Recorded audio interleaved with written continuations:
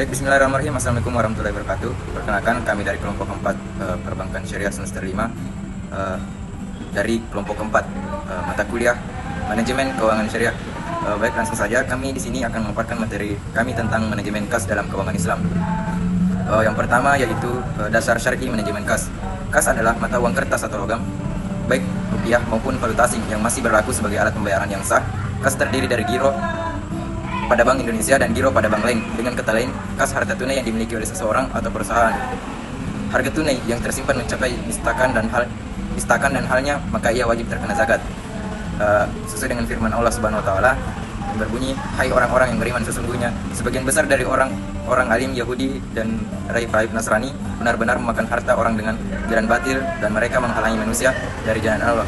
Dan orang-orang yang menyimpan emas dan perak dan tidak menafkahkannya pada jalan Allah, maka beritahulah kepada mereka bahwa mereka akan mendapat siksa yang pedih." Quran Surah At-Taubah ayat 34. Hussein Shahta menjelaskan macam-macam harta yang wajib disakati karena kedudukannya sebagai harta tunai, yaitu al-nuqud, al-mutlaqah, yaitu emas, perak, dan yang dihukum sama dengan keduanya, baik uang logam maupun uang kertas, serta yang sehukum dengan keduanya. 3. Piutang, yaitu amanah dan perjanjian keuangan. Yang keempat, perhiasan dan mahar. Yang kelima, surat-surat berharga seperti saham, obligasi, dan cek. Yang terakhir yaitu simpanan investasi pada bank. Selanjutnya yaitu siklus manajemen kas. Perusahaan yang memiliki kelebihan kas dapat dibelikan surat-surat berharga, efek atau marketable securities atau temporary investment, yaitu obligasi saham biasa dan saham preferen. Pemberian efek dilakukan untuk tujuan menjaga likuiditas dan untuk tujuan investasi sementara untuk memperoleh keuntungan atas dasar perbedaan harga jual dan beli. Investasi pada efek jangka panjang yang semata-mata bertujuan untuk memperoleh keuntungan disebut permanent investment atau investment yang dikelompokkan dalam harga tetap. Adapun kas persediaan piutang kas, pengeluaran kas untuk persediaan ini itu meliputi persediaan bahan baku, persediaan barang dalam proses, dan persediaan barang jadi. Semakin tinggi nilai persediaan, maka semakin besar kas yang tertanam. Besarnya investasi dalam piutang ditentukan oleh pertama yaitu volume penjualan murabahah, yang kedua syarat pembayaran murabahah, ketiga ketentuan tentang pembahasan murabahah, yang keempat kebijakan pengumpulan piutang, kelima kebiasaan dan karakter pelanggan. Adapun pertimbangan pembayaran didasarkan pada karakter. Yang pertama ya karakter, yakni karakter pada manajemen. Kedua, capacity, yaitu kemampuan atau kesanggupan membayar. Ketiga, kapital, yakni kondisi posisi keuangan. Keempat, kolateral, yaitu besarnya harta pelanggan. Yang kelima, yaitu kondisi ekonomi, sosial, politik, dan bisnis atau condition. Pemberian pembiayaan kepada nasabah ditentukan oleh hasil penelitian dan analisis kondisi likuiditas, rentabilitas, dan soliditas nasabah atau soliditas moral, komersial, ataupun finansial.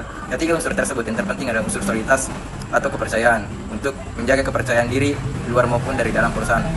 Manajer keuangan harus membuat anggaran kas. Mungkin itu saja pemaparan dari saya. Selanjutnya akan dilanjutkan oleh rekan saya. Terima kasih. Perkenalkan, nama saya Jumahida, akan melanjutkan materi berikutnya yaitu aliran kas. Setiap perusahaan harus menjaga aliran kasnya dengan baik agar tidak mengganggu operasional perusahaan itu sendiri. Aliran kas tersebut terdiri dari aliran kas masuk dan aliran kas keluar. Aliran kas masuk misalnya hasil penjualan produk secara tunai, penerimaan piutang, sedangkan aliran kas keluar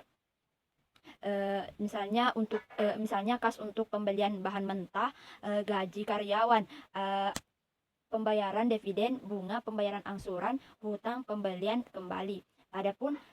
Selanjutnya adapun keuntungan memegang uang kas yang cukup. Ada beberapa keuntungan atau manfaat yang dimilikinya kas yang cukup antara lain, yang pertama, perusahaan dapat memperoleh potongan pemberian yang diberikan oleh supplier sehingga menurunkan harga beli input atau adanya potongan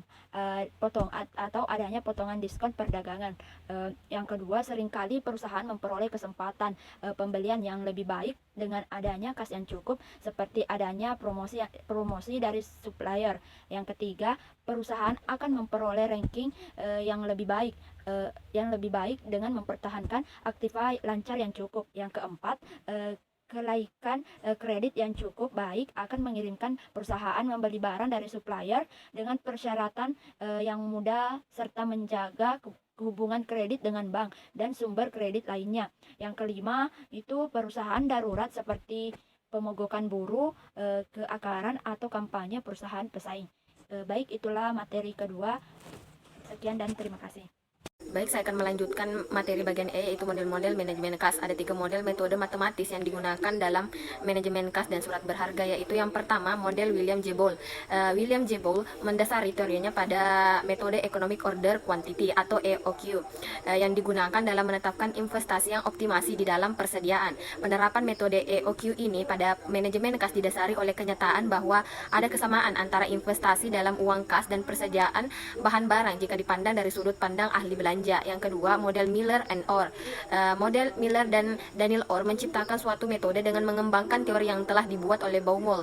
Berbeda dengan Baumol yang menggunakan asumsi bahwa net income, net cash flow pada pergerakannya sedemikian beraturan yang hanya mungkin dapat terjadi secara teoritis atau dalam kasus orang per orang tertentu. Maka Miller dan Orr mengasumsikan bahwa net cash flow akan bergerak secara tak beraturan tetapi memiliki suatu pola tertentu. Selanjutnya yang ketiga, model William Branek. Model William Branek telah memusatkan perhatiannya pada bagaimana menentukan alokasi yang optimasi dari dana yang tersedia di dalam bentuk saldo kas dan surat-surat berharga.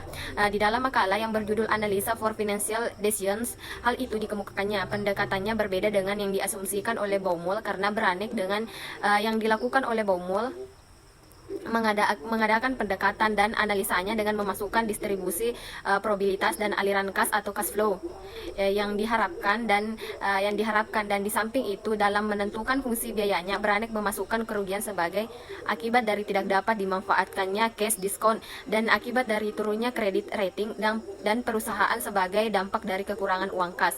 Faktor yang menonjol dalam model Branek adalah penentuan besarnya dana yang akan dialokasikan ke dalam saldo kas dan dalam bentuk investasi pada awal suatu periode tertentu yang direncanakan. Itulah presentasi dari kelompok kami. Lebih dan kurangnya mohon dimaafkan. Wassalamualaikum warahmatullahi wabarakatuh.